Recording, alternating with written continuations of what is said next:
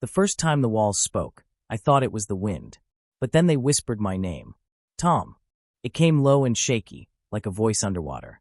The sound crawled through the old house's vents and wrapped itself around me as I sat up in bed, heart pounding. The room was still dark, only the moonlight slipping through the blinds. My wife, Kelly, was asleep beside me, breathing slow and deep. I held my breath and listened. Nothing. Then again. Louder this time. Tom. I jumped out of bed and turned on the lamp. The light flickered weakly.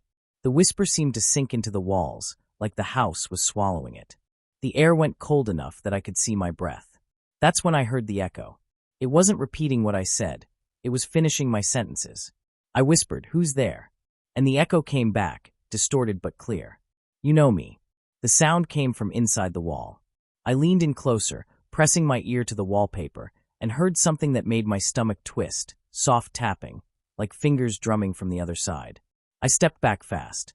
Then, from somewhere deeper in the house, a door slammed shut. Kelly shot up in bed. "Tom, what was that?" Before I could answer, a voice rose through the air vents, louder this time, echoing down the hallway. "They hear you too." The walls seemed to breathe. And then, everything went silent. That was the first stir of echoes. But it wasn't the last. I guess I should start from the beginning. My name's Tom Keller. I live in a small town called Oak Ridge, Illinois. My wife and I bought this old house 3 months ago, thinking it would be a great place to start over. We'd lost our baby girl, Anna, 2 years ago. Kelly thought a new home might help us heal. The house had charm, a creaky staircase, a big backyard, even an attic. It was built in the 1920s, and though it needed some repairs, we both felt something warm about it when we moved in, like it was waiting for us. But after the first week, the warmth started to fade. At first, it was little things. Objects not where we left them. The radio turning on by itself. A faint humming sound at night that would stop the moment you listened for it. I brushed it off as house noises. Old pipes, air vents, the usual stuff. But then one evening, Kelly asked me something that froze me in my tracks. "Tom, did you whisper something to me last night?" I looked up from my coffee. "What?" She frowned. "You said my name. From right next to my ear." "I didn't," I said. "I was asleep." She went pale. "Then who did?" That was the first time I realized it wasn't just me hearing things. The next few days, the whispers grew bolder. Sometimes they came when I was home alone. Sometimes when both of us were awake. The worst was when they started coming from different rooms at once, like the whole house was speaking in layers. One night, I followed the sound down to the basement. The echo seemed to bounce off the concrete walls, repeating everything I said with a half-second delay, but not perfectly.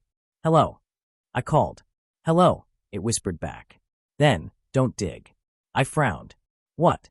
"Don't dig." The voice had changed, deeper, slower. I grabbed my flashlight and scanned the room.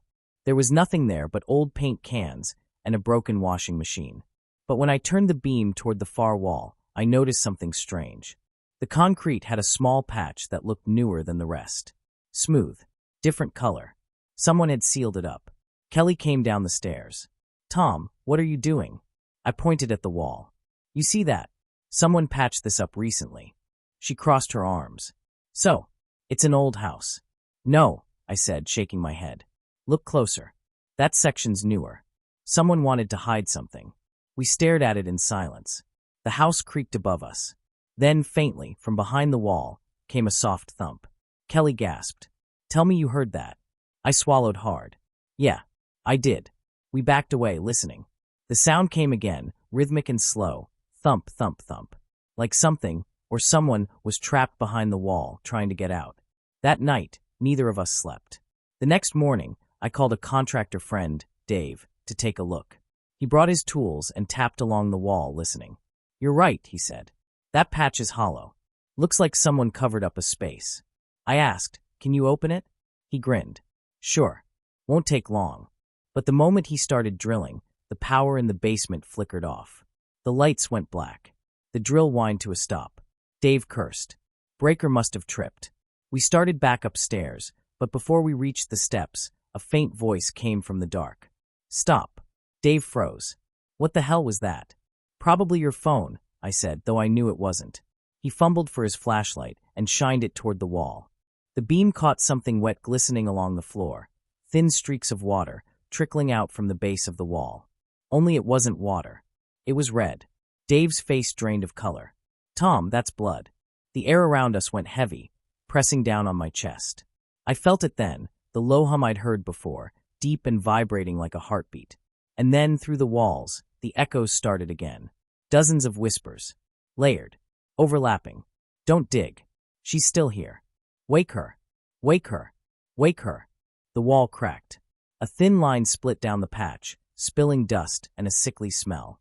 Dave dropped his flashlight, and in the flickering beam, I saw something move behind the crack. Something pale. Then, a hand pressed against the wall from the inside. I stumbled backward, tripping over a paint can. Dave screamed, swinging the drill like a weapon. The wall groaned as if it were breathing. And then came the voice again, clear, sharp, and impossibly close. "She's awake." The wall exploded outward. Something fell out. Something that used to be human. It hit the floor with a wet sound, its skin gray, its eyes wide open but empty. A gold locket hung around its neck. Kelly came running down the stairs, saw it, and screamed so loud the echoes answered her. I picked up the locket with shaking hands. Inside was a faded picture. A little girl. And below her picture, written in tiny letters, "Anna Keller." The house fell silent again. That was the moment I realized. Our daughter never left this house. And the echoes weren't done talking. I couldn't move. I couldn't breathe. The world around me had gone quiet except for the soft creaking of the house. That same old groan I used to think was just the wind. Now I knew better. Anna's picture trembled in my shaking hand.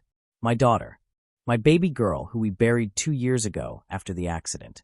Her face, smiling in that little locket, looked just the same as it had the day she died. But how could her locket be sealed inside the wall of our new home? Kelly's sobs broke the silence. "Tom, what is this? What is happening?" Dave backed away from the broken wall, pale and shaking. "That's not possible. This isn't possible." The thing on the floor, the body, twitched. Kelly screamed again, stumbling into me. I dropped the flashlight. It rolled across the floor, its beam cutting through the dust and landing on the body's face. Its eyes blinked. Once. Then again. A dry whisper scraped out from its throat.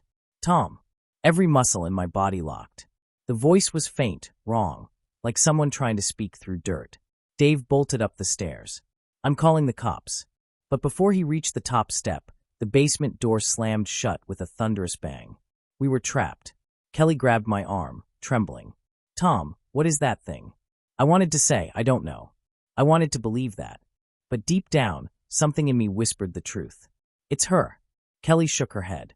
No, that's not our daughter. Anna's gone." But the whisper came again, clearer this time, stronger. "Mommy." Kelly froze.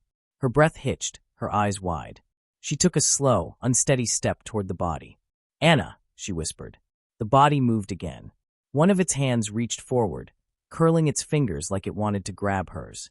Its fingernails were black and broken, its skin cracked like old paint. Kelly reached out before I could stop her.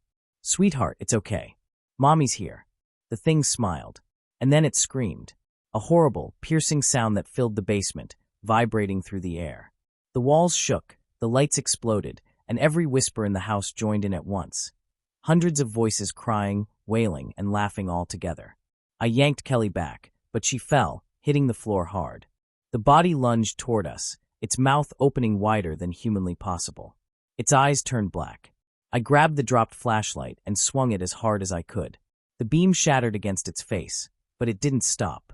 Then, from somewhere deep within the walls, came a familiar hum, that low, steady vibration I'd felt since the first night in the house.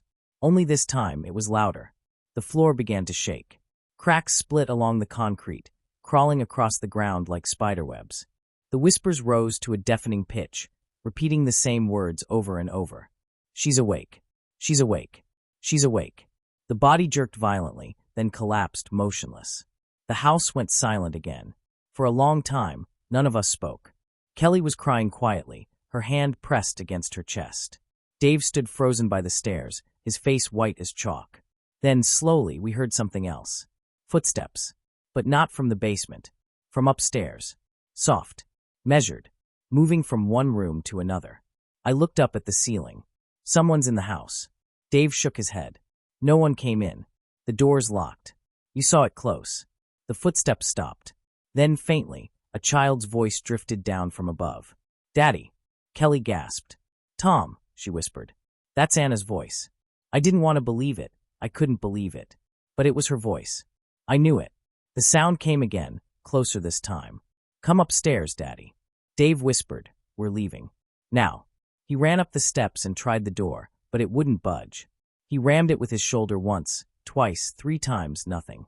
I started to follow him when the voice spoke again, this time from right behind me.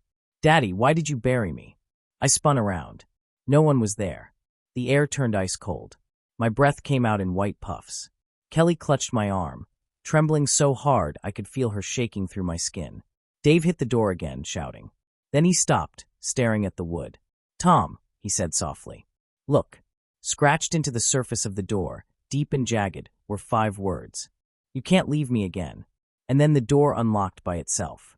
We stumbled out of the basement, slamming it shut behind us. The house was dark except for the faint light coming from upstairs, a golden glow spilling down the hallway. Kelly whispered, "That's her room." Anna's room. The air smelled like the way her old bedroom used to, baby powder and lavender. It hit me so hard I almost couldn't breathe. Slowly, I started up the stairs. Kelly followed close behind, and Dave stayed near the front door, muttering prayers under his breath. At the top of the stairs, the light grew brighter, pulsing slightly like it was alive. The door to Anna's room was half open. "Daddy," the voice called again. I pushed the door open. The room was exactly how we left it. The pink curtains, the stuffed unicorns on the shelf, the tiny bed with her favorite blanket. Everything was there, untouched, like time had stopped. Only one thing was different. There was someone sitting on the bed. It was a little girl. Her back turned to us. Her hair was long and tangled, the same color as Anna's. She was humming softly, the lullaby Kelly used to sing every night before bed. Kelly stepped forward. "Anna." The girl turned her head slightly. "Mommy." Her voice was calm, almost peaceful. Kelly fell to her knees, tears streaming down her face. "Oh my God. Anna, you're really here." I couldn't move. My whole body was frozen. The air felt thick, like the house itself was holding its breath. Then the girl stood up and turned around fully. Half of her face was normal, sweet, innocent, exactly like I remembered.